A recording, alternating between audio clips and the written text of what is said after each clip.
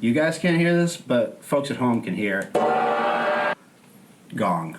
We got the gong. We got the gong. This is Outdoor Cats. Today is Thursday, the 29th? 30th. The 30th. I have not been right about that one single time. And this is a very special episode. This is a very special episode because we have in my dining room, I guess, Heather Prunier. We have Tom Marino from This Week in Worcester. And I'm going to need you to say your name for the record because I don't know your last name. Oh, that's okay. I'm Lynn Kee. Lynn Kee. Lynn Kee is here for emotional support. But we have Heather and Tom in the studio because we just got, 23 pages of records from the city after how long, Heather? 18 months. 18 months of trying to get these. Yep. I've read the records. It's baffling, but we'll get to that. So some folks who are listening might not know, 2 years ago, Heather and I and a large support group worked for months, and I am telling you, months, on a substantive recounting of a horrific, horrible crime committed against Heather as a child by a man named John Monfredo, who was for a long time a school committee member. Before that was a principal in the Worcester Public Schools, and to this day is a member of sort of political class that maintains its grip on power in the city. That story 2 years ago was the first time that Heather had ever gone fully publicly about what happened. And 2 weeks ago, 1 week ago, 2 weeks ago? 2 weeks ago. 2 weeks ago marks the first time that you have gone public on video. Yes. Which it's a great video. Really nice job putting it together.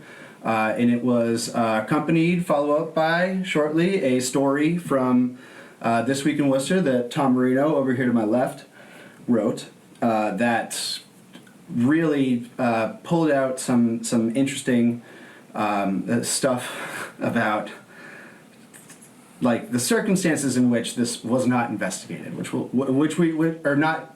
There was no charges, but it was investigated, and then the investigation just went somewhere. I'd say it was pretty thoroughly investigated by the Worcester PD, which is right. Not something I would have thought before we got the files, but pretty thoroughly investigated and then dropped. Right. Investigated and then dropped. But we're getting ahead of ourselves. Talk to me, Heather, quickly. First, thank you for being here. Thank you for agreeing to do this. Thanks for having me. And thank you for the tremendous amount of bravery that it took. I don't know. You don't like it when I gas you up like that. I know. That's true. So the listeners at home cannot hear the eye roll that I just got for that. That's true. So Heather, how you doing? How are you feeling today? I mean, panicky. Mm-hmm. I feel like anytime I talk about this publicly, I feel anxious, ashamed, vulnerable. Yeah. Yeah. Well, we were talking about it before we hit record, but we have a safe gong. Yeah. Where you give me the gong symbol, and we can take a break if you need one. Right. Trauma brain is serious, like for real. You know what? Let's start with that. Let's start right there. I was going to talk about. We can save that. We got all freaking day. Let's start with what you call trauma brain. What are we talking? What is that? What are we talking about here? I feel like I get into conversations and start talking about things that are traumatic, triggering, hard to talk about, and I often lose my train of thought. My brain goes blank, and I have trouble bringing it back to where I was going. Yeah, I think that's... Yeah, well, during the series of interviews that we did for the story, I remember seeing that happen in real time very clearly. But now I'm getting trauma brain. Jesus. It is no joke. No, yeah, I know.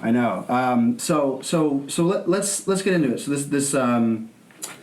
this video that you put out, talk to me about the intention there and what you were hoping to convey to the viewers of that. Sure. So when the article came out 2 years ago, Maureen Benenda's response to the article, I think, was to say that it was entirely political, that we put it out sort of against her. And I think by its nature, it is inherently political because the political class of the time, and still, has banded together to protect John Monfredo. So yes, it is political, but 2 years ago when we put that article out, it was to give me a platform to tell my story for the first time in 25 years. And this time, the video that we put out was political. Yeah. Period. Because it is time for a reckoning in Worcester where we put the political elite on notice that we will not put up with their covering up, their protection of predators and people who do not take the safety of children seriously. And so that was the point of the video, to let people know that there are still people on school committee, in the political class in Worcester, who are still protecting people. In 1997, Ray Mariano said that he would trust his daughter with John Monfredo. And yesterday, Joe Petty endorsed Maureen Benenda. Would he trust his kids with John Monfredo? Because that's what he's saying by endorsing Maureen Benenda. He sat across a table from me 2 years ago after the article came out and said that he believed me and said that he would back me. And then whether he was thinking about it or not doesn't matter, because he then said that he endorses Maureen Benenda. She does not take the safety of the scholars in Worcester Public Schools seriously.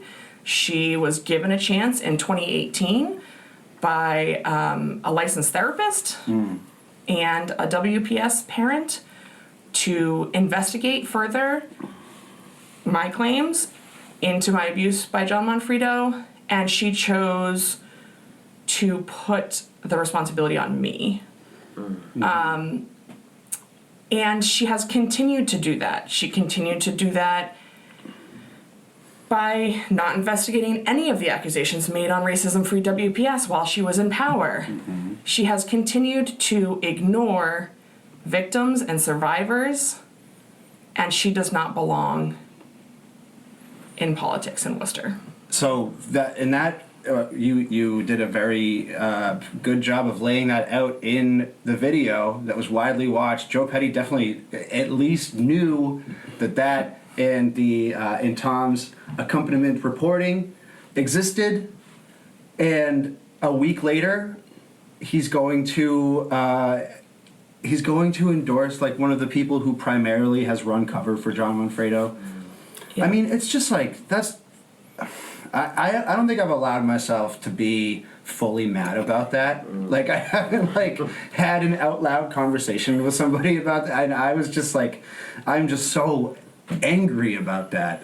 It's crazy. Yeah. Yeah. Oh, God. Shit. So rather than just Tom, I was about to hand it to you. Tom. Well, I would just say I think it's a very miscalculated, purely political decision based on who won school committees endorsed him. It seems like a response to Sue Mailman endorsing Christian King as Petty's opponent. And that would make sense in a lot of circumstances. Not this one. Right. And whether he forgot or is just is focused on accumulating as many votes as he possibly can, or whatever his focus is, unacceptable. And Joe is a tough guy not to like in person. We obviously have differences with him on politics, but he's a tough guy not to like. Yeah. And I have said many times, I think he's near an expert in retail politics. He's at everything, shakes a million hands. Everybody likes the guy. I said if Jesus comes down from heaven and runs against him for mayor, Petty's beating him by 20 points. And so there's a reason for all that. But this is unforgivable. That he would, after the video came out a month ago, right, or a couple weeks ago, after meeting with Heather a couple of years ago or last year, whenever it was, he's well aware of the connection between Monfredo and Maureen Benenda. It's just unforgivable. Right, and it's Petty, and it's not just Petty. It's not just Maureen. It's Petty. It's Ray Mariano, who's the lead columnist for the Telegram and Gazette. It's hard to overstate the octopus-like tentacles that wiggle their way through Worcester politics from this sort of axis of evil, Monfredo, Mariano, and as I really want to talk about, Conte, the DA at the time. So I think that's a good point to transition over to Tom. You wrote a story about this a couple. Can I cut in for 1 second? Yes. I would just really like to say that Mariano is a lead columnist for the Telegram Gazette who refused to even... Come on in. Oh, gone. Hi.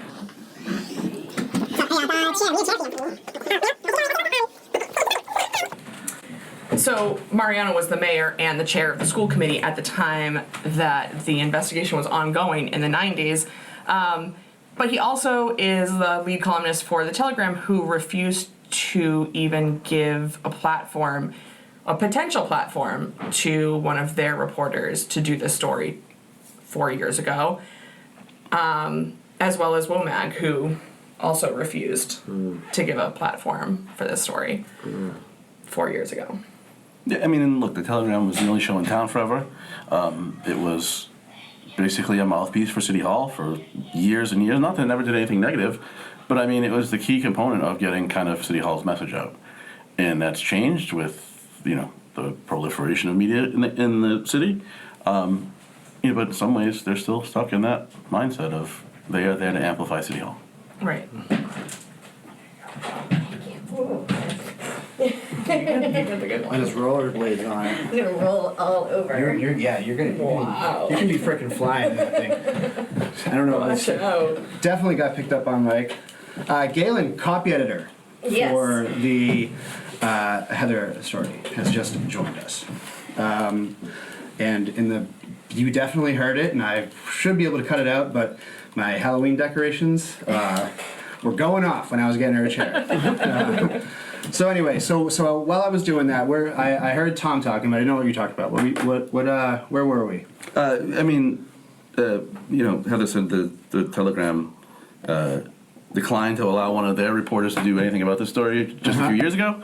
And I mean, that's the kind of legacy mindset of they were the only show in town for so long, and are still somewhat in the role of, they think their role is, in part at least, amplifying City Hall.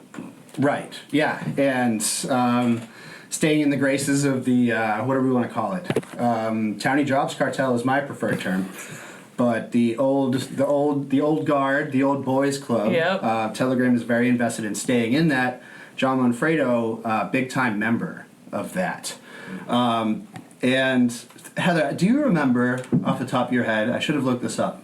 How many days it took for the Telegram to even mention it? It was like Our article 2 years ago? Oh, no. A long time. yeah. I didn't know they did. It was they mentioned it because they had to, because Sue Mailman introduced it into the School committee. public record at a school committee meeting. And they haven't mentioned it this time, have they? No. Not that I'm aware of. I check the Telegram every day, unfortunately, part of the job, and I haven't seen anything. And you know, it's awfully convenient that the Joe Petty and Marino Bonenda and John Monfredo have decided on this strategy of pointed silence, and the Telegram has been silent. That's kind of weird. Coincidental. That's kind of yeah. It's I mean they of course wouldn't coordinate on such a thing. Obviously. No, not a member of our esteemed Fourth Estate coordinating with the local political class to suppress a story. That would be crazy. I would never allege that to be happening. Well, they suppressed it in '97, really. Yeah. By doing the story at all when the investigation had just begun, and more importantly, by then Ray Mariano to comment, in support of Monfredo in the newspaper when the investigation was a couple weeks old. Yes. As the chair of the school committee. Right. Who is As- theoretically his boss. As the chair of the school committee. Now, Tom, I think you have it off the dome. Do you remember what he said? I would. Oh no, Heather. When we were talking earlier, Heather. Yeah. You remember. Yeah. And I can't imagine how you would ever forget Right. the exact words of what Ray Mariano, Telegram columnist, said. Yeah. He said that he trusted Monfredo with his daughter and he would continue to trust her with him. That guy has faced no professional consequences whatsoever for that. No. And, it's like, what? It's kind of at the point where it's like, just what the fuck, right? I remember 2 years ago thinking about some scenarios like in which this led to substantive reckoning or like any sort of movement in sort of the calcified political culture in this city. And now 2 years out, we can pretty safely say no. No. Absolutely not. No, and this is the perfect time to segue over to this cache of records that you just got back from the city. From the Worcester Police Department. From the Worcester Police Department. And we set this up a little bit. You first tried to get these records. In April of 2024 is the first time that I met with WPD. I had just met with Joe Petty, and he made calls to Joe Early in the district attorney's office and Paul Saucier, chief of police. Paul Saucier, to his credit, called me back personally and set me up with the head of the sexual assault unit, who I have been in on and off contact with for the last 18 months. And I first asked for the records in April of 2024. So you asked for the records in April of 2024. You had the police chief on the phone. You had the mayor making calls for you. It seems like you should PDF in the inbox pretty quick after that. That's the way that that's how stuff works around here, as these people will often remind us. But no. So No. Why?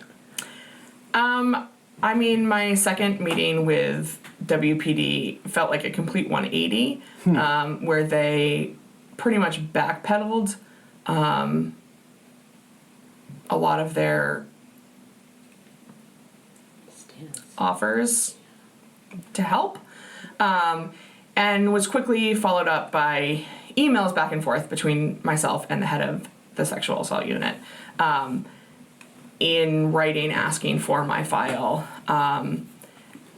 based on specific laws that were cited for me from the Worcester Police Department, which did not net anything, and they said that I was entitled to my interview and my parents' interviews only. And that was followed up by an in-person request at the police department again. And then in July, a notarized letter that went to the chief of police and the head of the sexual assault unit, requesting any and all records connected with the investigation into my abuse by John Monfredo. Now, correct me if I'm wrong. Tom, you might have an idea about this. Isn't there a law in Massachusetts explicitly saying that, like, I don't know what the legal term is, but like you are entitled to your own file, right? Like, you're entitled to your own file. Tom, what do you have any sort of sense of what's going on here with, like, picking stuff out of the file? Yeah, it's weird. So I think it's chapter 4297D is the law that it does two things. It first says that any police reports related to rape, sexual assault, and some other things that, related to familial abuse and whatever are not public records. So you can't get them. Same law has the exemption for survivors of those crimes, and their attorneys, prosecutors, and a few other people, advocates and such, that can get them upon request. So when you hold that up against what they provided to Heather, it doesn't make a lot of sense, because there's statements from teachers there, the first people to kind of report this,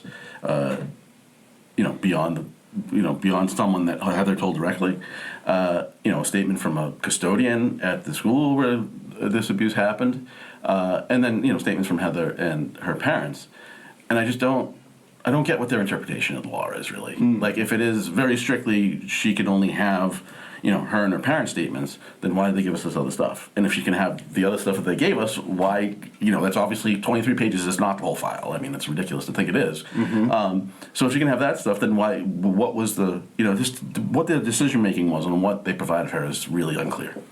Yeah, it seems like, so it seems like there were a couple people making different decisions along the way here. I think that it's worth staying on this point that there was a reversal of some kind in between meeting number one in April of 24 and then May of 24. And then May of 24. That's a month. That's enough time for. I'm not going to put on my tinfoil hat fully here, but that's. All of a sudden, we're doing weird interpretations of the public records law, and is Joe Petty making any more calls on your behalf? No. Nope. I did not meet or speak to Joe Petty again until spring of this year, at which point he said that anything he could do to help me, right, he'd be happy to. I did not follow up on that. Yeah. Yeah, I don't think that there was much point in that. No, I mean, he got the chief to call Heather, and then connected him to somebody in the Ray unit. That's all. He doesn't know anything else about what the police found, right? I mean, Foya, I hardly even know her. Yeah, right. Yeah, I mean, you give him credit for that. When he calls somebody, stuff happens. Right. Yeah. Yeah. I mean, yeah. Of course. I do think it's notable, though, that Joe Early never called me. No one from his office called me. Yeah. But Joe Early would be the custodian of some stuff here, because it's not just the police department when it is a sexual assault case. There are. There's assistant district attorneys. And there's a separate file that's held by the district attorney's office. Right. And he is running on a platform of safety for children. Yeah. but I'm obviously you haven't been able to procure that file. No, Yeah. I had one meeting with the head of the sexual assault unit at the district attorney's office when I was told the wrong statute of limitations and told that the only way that I would be able to obtain my file from them is not until and unless I decided and told them that I would not press charges.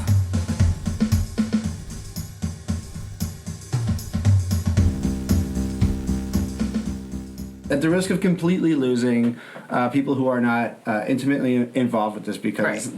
we in order to really understand the mechanisms that have gone into suppressing this, you need to understand like the way that power actually works in this city in a very nuanced way.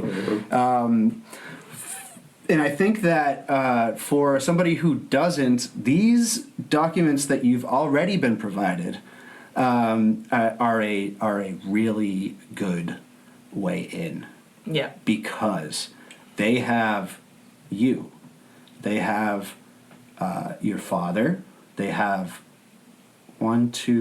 three teachers, 5, 2 administrators and 3 teachers. 2 administrators and 3 teachers, all saying stuff that does not contradict Right. anything that you've said. Does only like every detail of everything. There's no. The janitor is talking about Opportunity. John Monfredo having the only keys to some areas of this gym and is often in there by himself. Right.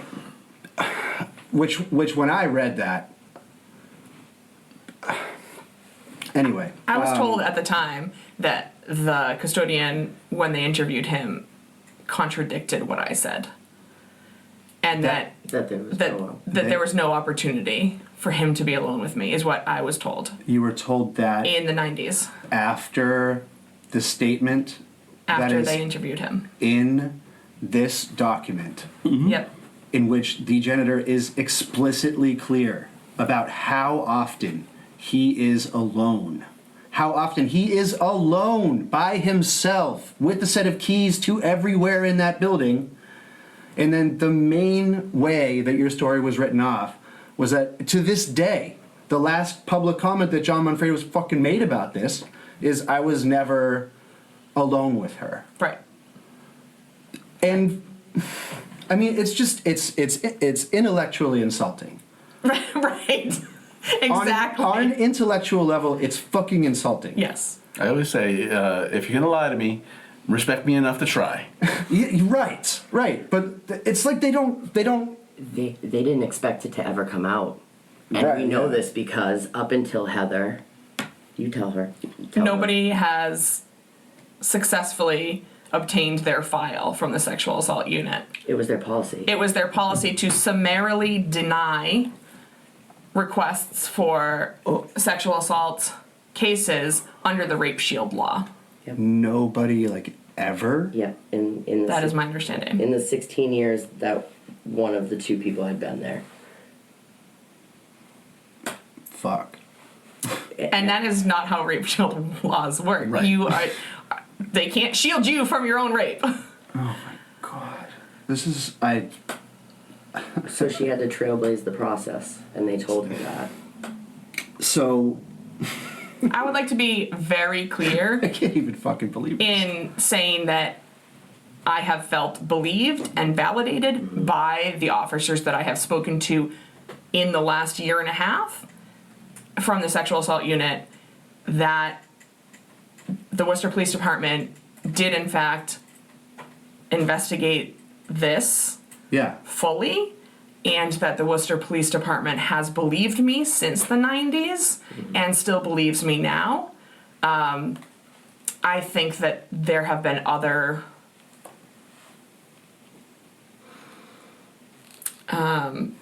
people behind the scenes who have pulled strings to make it more difficult for these officers to help. Yeah, I mean, and well, both of us, but I've done lots of reporting on the police department, and much of it is not great, to say the least. And said very direct things about certain police officers. I'm not here to pump up the police department. Everything that I've seen so far and heard, and everything that I've kind of put together in my head about this, seems like the police department on this investigation did a very good job. And one of those documents makes it pretty clear that they forwarded charges. Yeah, well, that's what I wanted to talk about. This is actually very interesting and goes back to the entire point about sort of the long trail of Conte and Monfredo.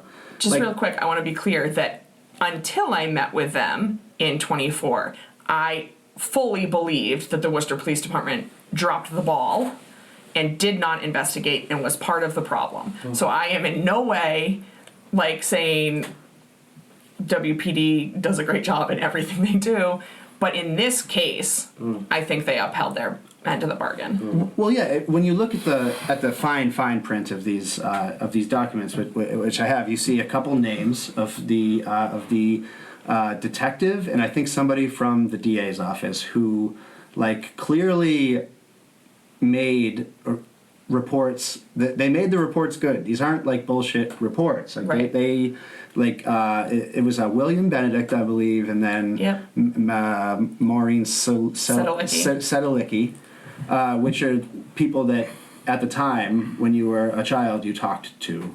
I did not have an actual interaction with Bill Benedict, but he was the head of the sexual assault unit at the time. Yeah. And I did have direct interactions with Maureen Sedelicki. Right. So from these documents, it's pretty evident that they gave a shit.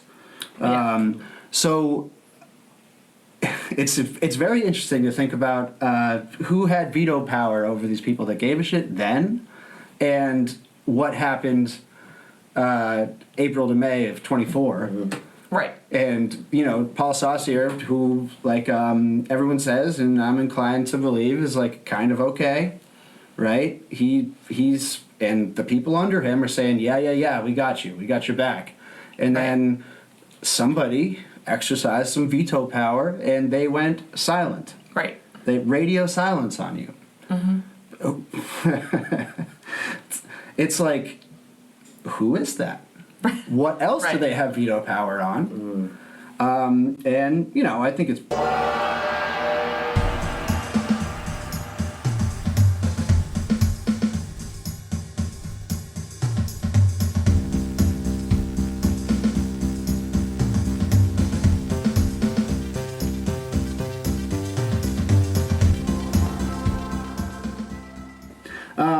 was there a DA between Conte and Early?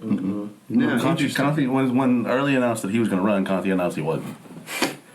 It actually went backwards. I think, from what I understand, if I remember correctly, it went in the inverse of the way it usually goes. Usually the incumbent says they're not going to run, and then somebody announces. Yeah. When Early, from my recollection, it was Early said he was going to run, and that's when Conte announced he wouldn't. Yeah, well, he'd been there 30 years. They probably, they made that part of the plan over the fourth martini. Forgot how that worked. No, but Tom, to me, some of the most interesting stuff in the report you put out on this last week was the Conte connection. Let's just say, to give it a cool cinematic title. Can you explain to the listener who we're talking about when we're talking about Conte? Yeah, so John Conte was the longest-serving district attorney ever in Massachusetts to date. He was the Worcester County District Attorney for 30 years. Rarely would talk to media. Was very closed, and certainly transparency was not on his list of priorities by any means. From what we've all kind of learned is was certainly a dictator, and especially on cases with any profile. Cases with any profile went directly to him. His connection to, this is no secret to the older crowd in the city. That's kind of in the cool kid circles, if you will, is that Conte and the former mayor. Why am I blanking on his name? Mariano. Yeah, God. That Conte and former Mayor Mariano were longtime friends and connected, potentially through the church. and Monfredo's also had a long, kind of personal friendship with Conte, again through their Catholic connections, so that this decision was left to Conte, who close with people involved.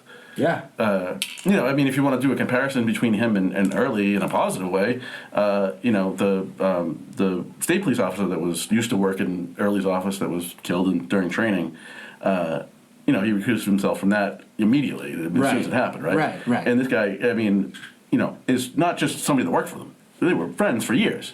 Yeah. And he's the one that makes the call. He doesn't recuse himself. Right. In any, and it's not like that. That's some new trend, right? No.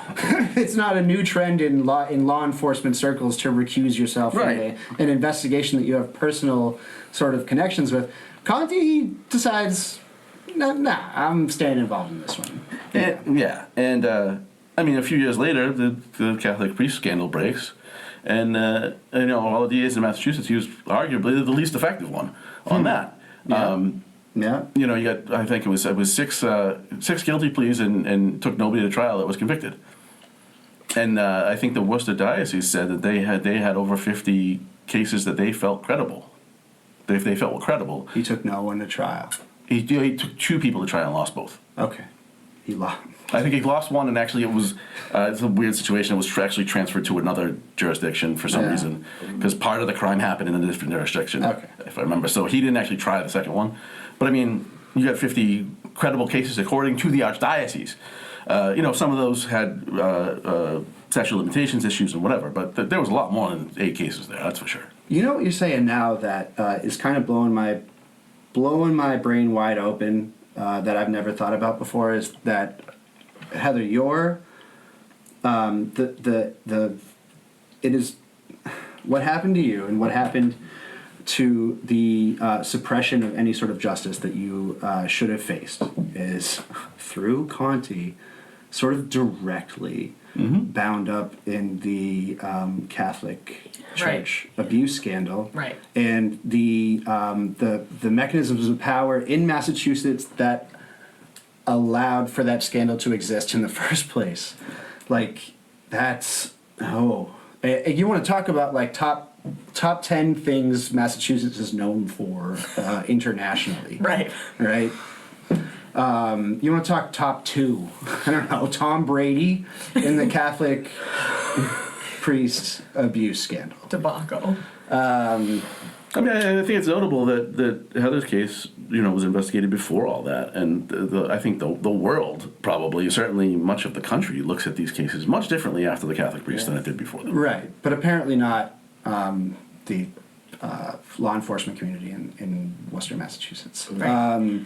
I do think it's notable that, for whatever reason we got this, on the header of the statement by the custodian, it says that what they were investigating was charged as indecent assault and battery on a child under 14 and was found as indecent assault and battery on a child under 14, which Sorry. Yeah. It was reported as. reported as, sorry, not charged as. Yeah. Sorry, thank you. Reported as indecent assault and battery on a child under 14 and found as. So Galen very helpfully found us definitions of reported as and found as, and reported as seems to signify that I, or some victim, reported that these things happened, and found as seems to signify that the police have evidence and corroboration to back up that happened. Okay, So in short, that it seems like the police departments or the investigators or the police department's conclusion was that There was enough. they found that this happened. Yeah, there was enough to charge. so that's not like that's not some language that a detective or an ADA, whoever wrote that report, would use casually. Right. That is not so. They were not chasing down leads that they thought were bullshit because they had to get their paperwork done. Right. And it's very obvious just from reading the the detail of like the summaries provided, which are hilarious to read next to some recent WPD summary incident reports. They're very thorough. Like it seems like they were building a case. Yeah. And so that makes it so fascinating. And I want to stress this to listeners at home that know nothing about this. What we started this conversation with the weird interpretation of the law that allows for this partial release of your file. Mm-hmm. And then, that plus the cops were preparing a real case, gave a shit, talked to a lot of people, Yep. and then it goes nowhere, equals what the fuck else is there in that file? Right. And why aren't you releasing it? All right, I'm gonging in.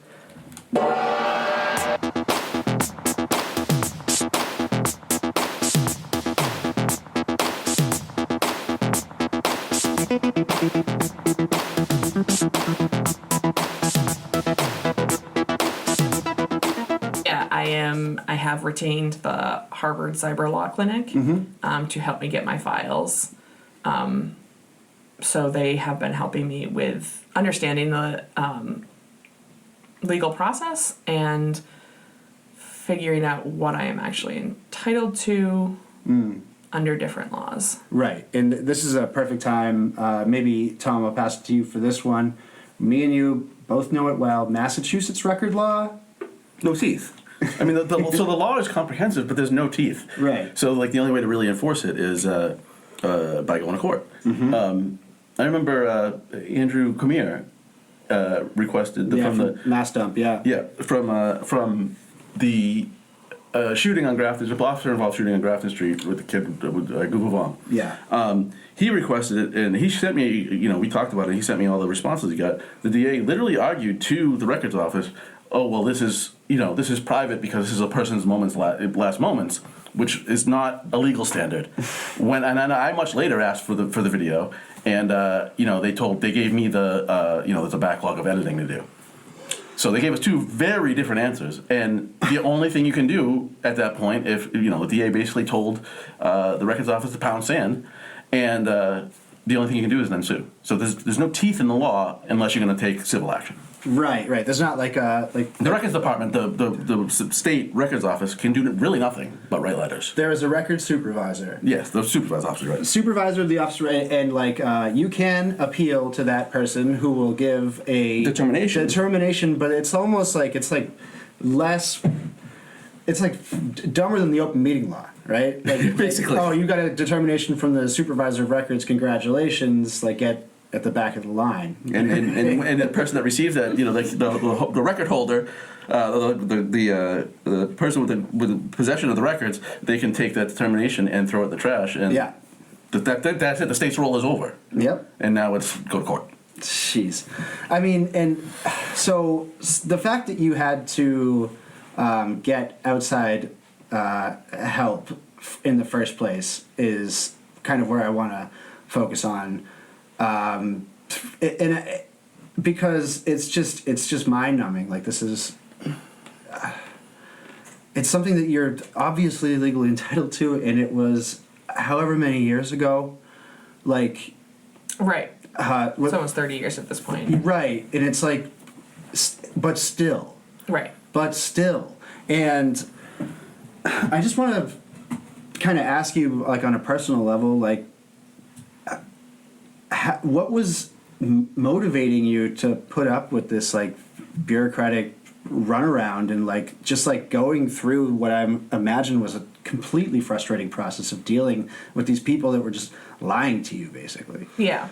I mean, every single interaction with them has been, with anyone regarding this, and my search for records has been traumatizing. Yeah.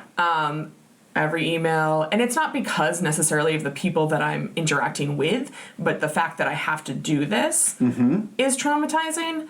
But also, they are my records, and I am entitled to them. Right. And I get to have them. So don't tell me I don't. And what about the decades and decades of survivors who have been just dismissed. Yeah. It is unacceptable that our public officials are not being held to task. These are our records. Yep. And you think back, I hate to wedge my personal crusade in here, but if you think back to the DOJ report, and they were just, the police department, the public face of the police unions at least, Yeah. were just like, this just didn't happen. We know, we know everything that happened in every car, and every street, and every house, and every, Yeah. You don't know that. Yeah. Nope. It's they. What they do know though is that they're not used to being called on their fucking shit. Right. Well, and I think that, I am doing this for myself because this is how I get justice. Right? I'm never going to go to court. I'm not going to see him in jail. That's not... At this point, for my family and myself, it doesn't make sense to do that. Yeah. But if I can make this easier for people in the future, Absolutely. that's what I want to do. Right. Because everybody deserves this, whether they have the privileges and the access that I have or they don't.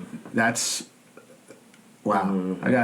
That reminds me of conversations that we had before the publication of the initial story, where we were talking about, basically the running pro-con list that we kept.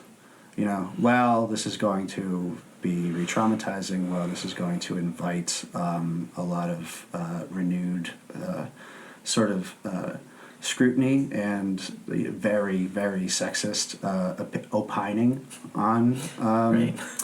this. And I remember sort of when you made the decision that there were more pros than cons was along the thought process of how this would help somebody else that went through what you went through. And I remember that just being that is actually the reason to do any of this. And I think that is, I had actually never thought about the procurement of these documents in that way. I think we don't exist in a vacuum. Right. And so what I do or someone else in my position does affects people in the future and affects what they are able to get and how they are treated. Mm-hmm. And that is what needs to change. Right. And I don't know. I think that, what there is in sort of this chapter of the story is this is such an interesting look at how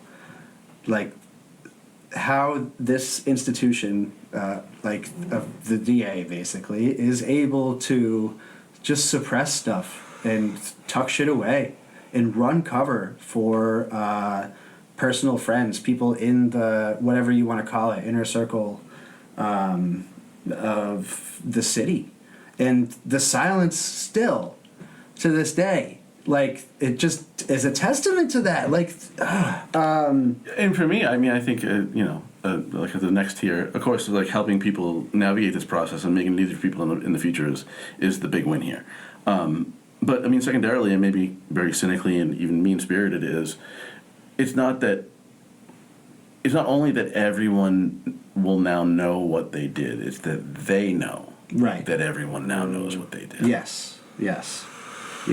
And I think that it's so weird to talk about because no one knows the records that we're talking about presently. Right.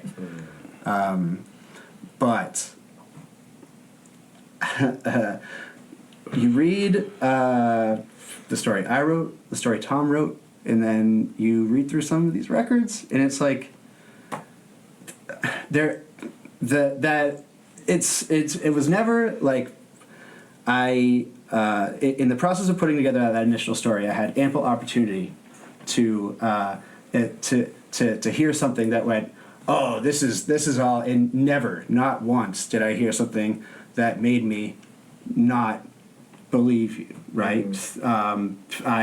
When we published that story, done so much work into it, without a doubt in my mind, I was completely confident enough to stake my entire professional whatever behind it. After reading these documents, it's like triple that. Triple. I am already like willing to like ruin my career on how much I believe in this. And then you read through these reports, and it's like, motherfucker, how did they not press charges? It is unacceptable. It's unexcusable. Anybody even close to this deserves to have their public life ended tomorrow. It's insane. Just leave public life. And I think that You don't deserve power. You abused Right. it. You misused Absolutely. it. You don't get it anymore. Or you were horribly, horribly incompetent. You're right, which is always the question in Worcester. But I don't think it's a difference without a distinction. I don't think. I think. yeah. If you're that incompetent or you're that irresponsible, you're putting people at risk, whether you intended to or not. You're just you're that bad at the thing, whatever that role that person is in, that just go away. Yeah. Just go away. I think additionally, besides the fact that charges were not filed, the fact that I was gaslit into not believing myself for 25 years Yeah. is what makes me the most angry and Yeah. what is the most hurtful and harmful to me, that I continuously had to convince myself that my reality is reality when the statements that were given and the reports that they had backed me up the whole time. Right. I mean, so this is a part of the story I think I've memory hold. But it's the character assassination that they did. And when I say they, I'm talking about Ray Mariano and everyone in Ray Mariano's circle. This includes Maureen Benenda. Yeah. The character assassination that they carried out in public against you as a, at that time, 15.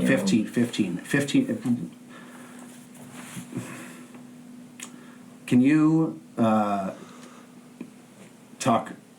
maybe talk the listener through some of what that looked like? Sure. Of, would you rather I did it? No, I don't know. I can do it. I think it would be better to hear from you. So, after giving my deposition in 1996, that was the first time I tried to kill myself. I went to live in a locked therapeutic residential, and after a year of that, went to a therapeutic day school. I was afraid to go anywhere.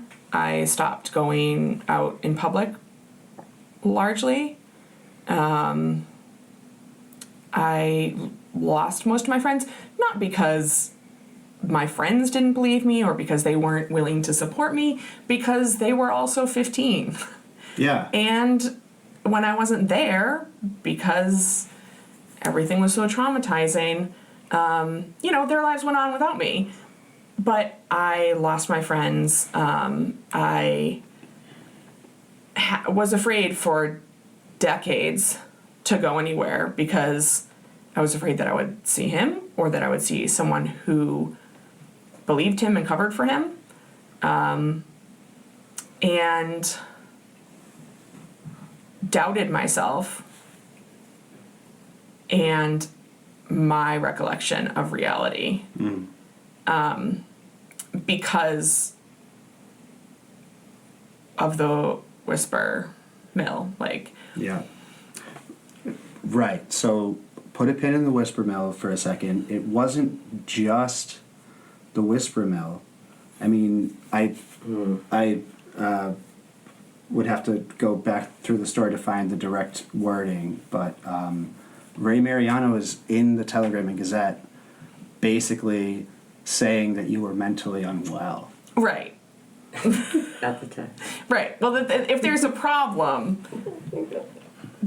somewhere, and it's Yeah. probably me. That's what he said. If there's a problem, it's a problem somewhere. Right.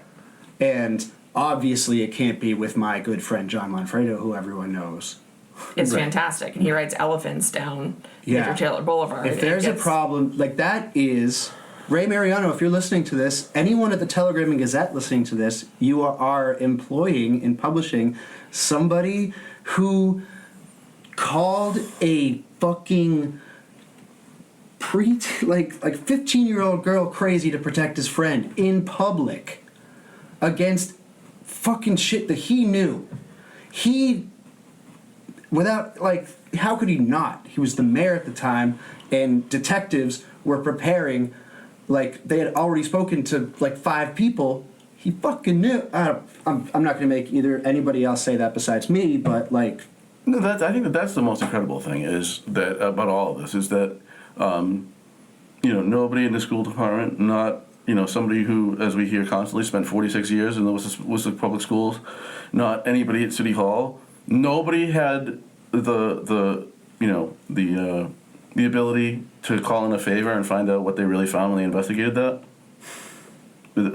Nobody. I mean, granted, the police department's not supposed to tell anybody. That's supposed to be private. That these are records of locked in a separate office and all that. But I mean, none of those people had anybody they could call. Yeah. Nobody. Right. Yeah. And then In this city where you have to call people to get things done? Right.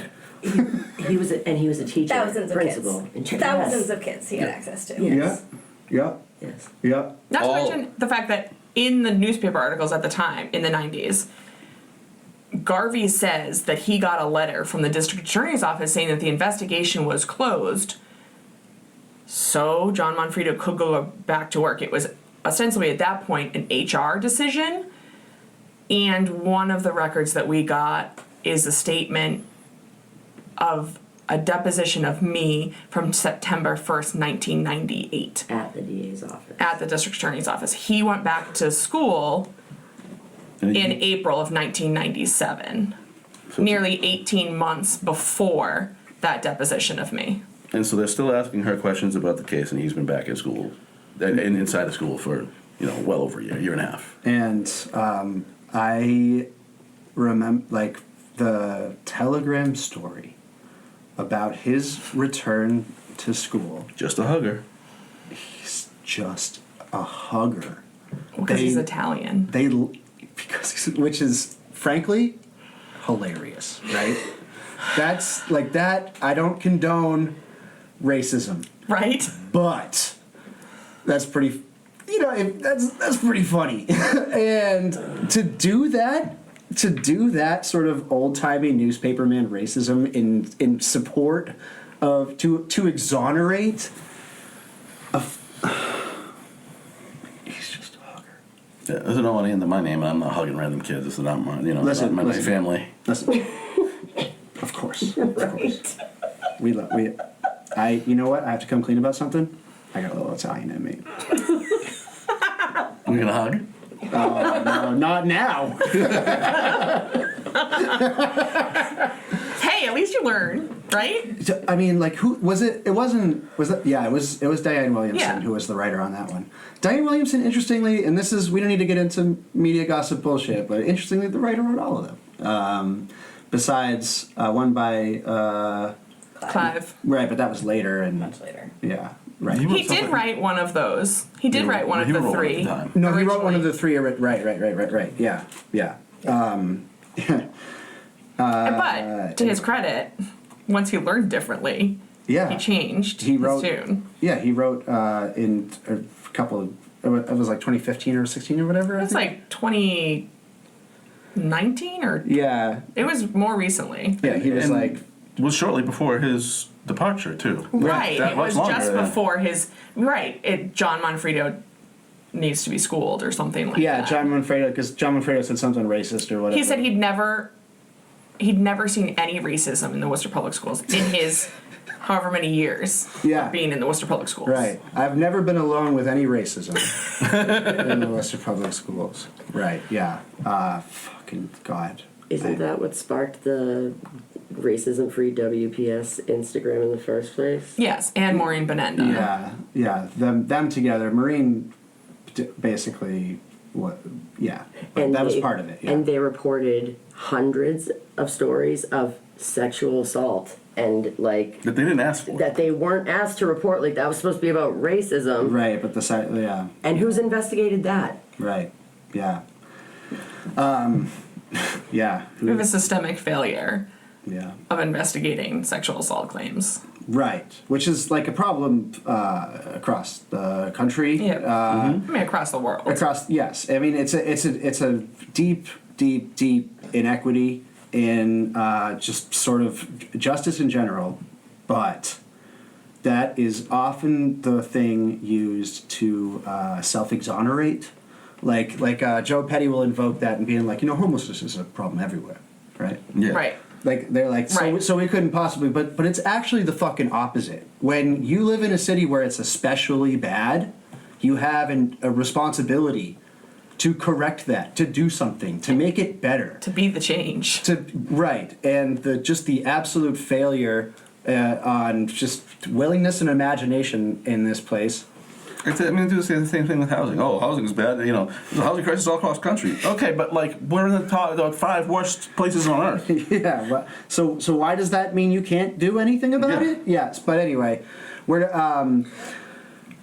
Joe recently said in an interview that we have one of the best police departments in the country. So, It's just it's just a failure. So look, the real problem in the city, not to get away from Heather's story, but the real problem in the city is everybody's consumed with what hits the news and not what reality is. right.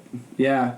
And now, well, apparently, except for in this instance, because this has hit the news, and everyone's like, Well, but now it's ensuring that they don't amplify it. right. Yeah. No, that's true. Now it's damage control. Yeah. Right. And I don't want. We're painting with a broad brush here. One of the only things that kept my sanity together after the release of this story was there were some people in Worcester political arena who actually did make public statements of support. Yes. And Heather, I just want to ask you to maybe speak about that part and how it felt for you to, hear some, not enough, but some, like publicly acknowledge that this happened and say they believe you. Like, what was that like? I mean, it was validating for the first time in my life that this came out. To hear that people are willing to put themselves out there for me and for children generally had a huge impact. Huge impact. When John Monfredo went to Midland Street School for Read Across America Day, 5 or 6 months after the article came out, and the backlash from this parents there was intense, and the response of then Superintendent Rachel Menares was to work with legal and get him banned from the Worcester Public School properties forever. And I remember thanking her and her saying, this should have happened a long time ago. Yeah. That kind of support and validation, and it felt like putting themselves out there for me made a huge difference. And also, what everyone kept saying when I would say thank you is, it is the least that we can do. Yeah, which is just true. It's bare minimum. And there's a lot of failure among other people to even take that bare minimum step. But I don't know. I think that is sort of where it sucks to think about it as being like an incremental, slow, and frustrating thing. But just to have somebody in Worcester say publicly that they believe you Yes, is a tremendous victory. it was and has been and continues to be. I couldn't believe it when I saw Sue Mailman get up at the school committee. That was incredible. And just It was incredible. I mean, the Stones, right?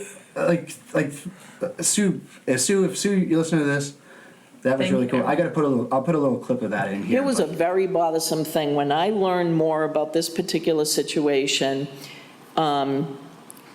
it struck me as amazing how many people within our school system were aware of this issue, actually worked to defend students and teachers.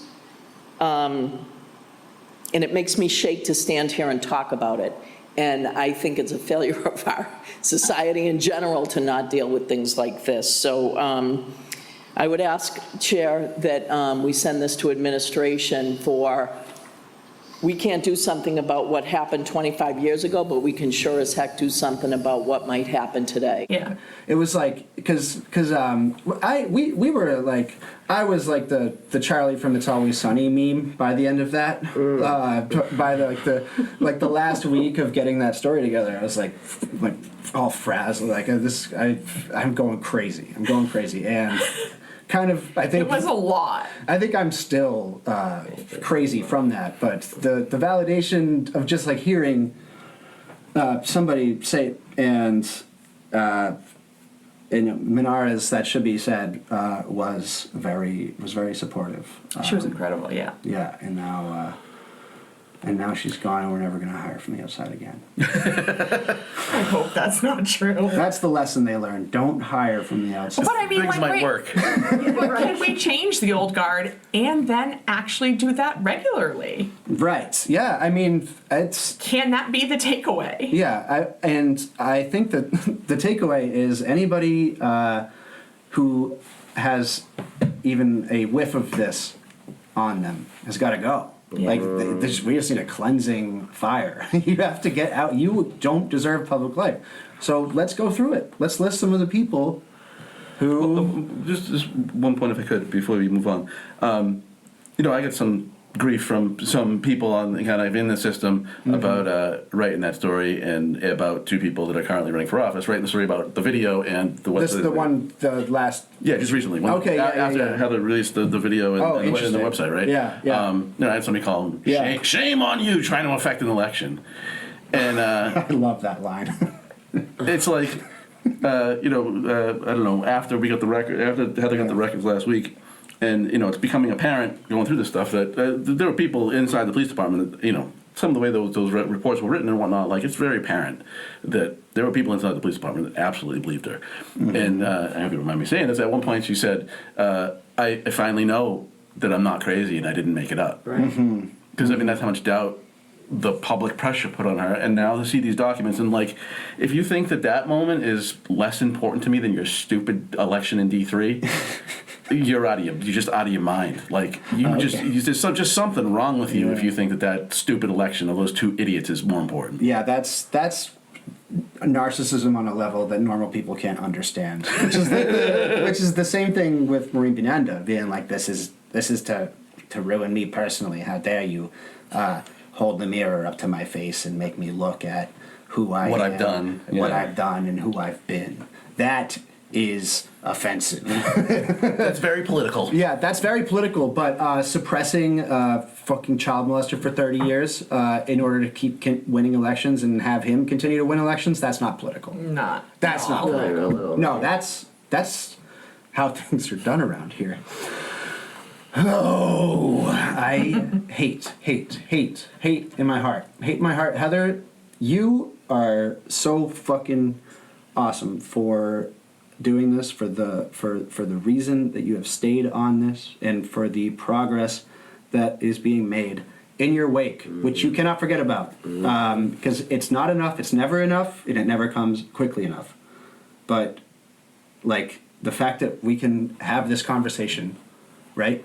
And the fact that we can look at the massive question marks in between the police department and the DA's office and extrapolate from there is because you made that decision that it was worth it to come forward and stand and be like this, like that's, I don't know, And we were back and forth on that for a while, right? Yeah. That wasn't, you weren't like, I need to do this, I need to do, please. No. Please. Like we.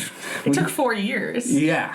Yep. And it was down to the last minute. Yes. It was not a sure thing. Right. So we literally pressed the button. Right. Actually, I've never thought to. Maybe I'm an asshole. I never thought to ask you. How do you? What was I going to think? I had a really good question there, but then I got confused about how I was going to. Trauma brain. Trauma brain. Looking back on making that decision, do you feel like you made a good decision? Yes. I don't know how to ask this time. Yes. I absolutely feel like I made the right decision. Right. And I think the fact that I got to press the button to publish it, Yeah. I think was incredibly empowering. Yeah. Having that, we had this like big gathering of people who have been supporting me since 2018, since we started going to school committee in 2018, since before that really, at my parents' house that night. And it was incredibly empowering to push that button and know that there were all these people there behind me and that it was finally out there. Yeah. And I could hide a little less. Yeah. So I don't. That's not. Obviously, that wasn't in the story. Like. Right. I don't know. So I want to tell a little bit about that story for like people who are listening don't know what we're talking about. The day, it was a Friday. It was. It was Friday, and me and Galen were doing furious rounds of. It was like a war. It was like a political war room, right? Yes, it was it like was. a. It was like a.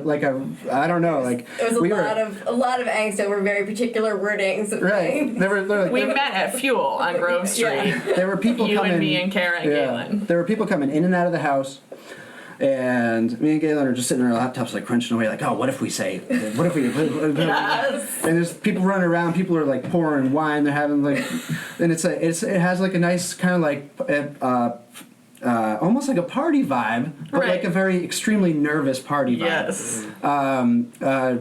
Just your family, supporters and stuff. And then I was like, I don't feel good pressing publish on this one because my entire ethic the entire time was like this is I am helping you do this well, but this is you are doing this, you have complete control over it.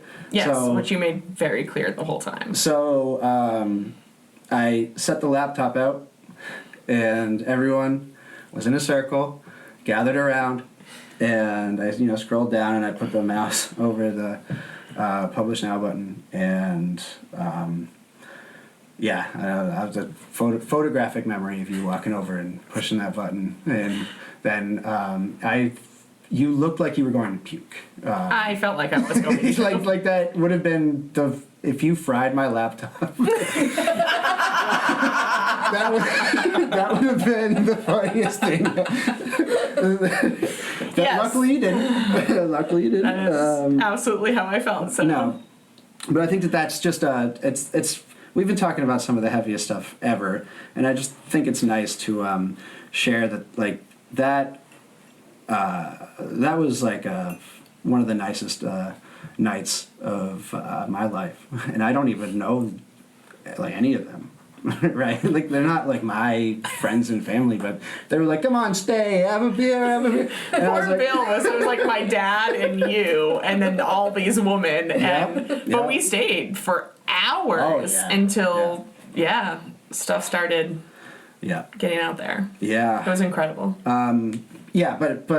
So I'm glad to hear you say that you don't regret it, and that you are motivated to stay in the cut.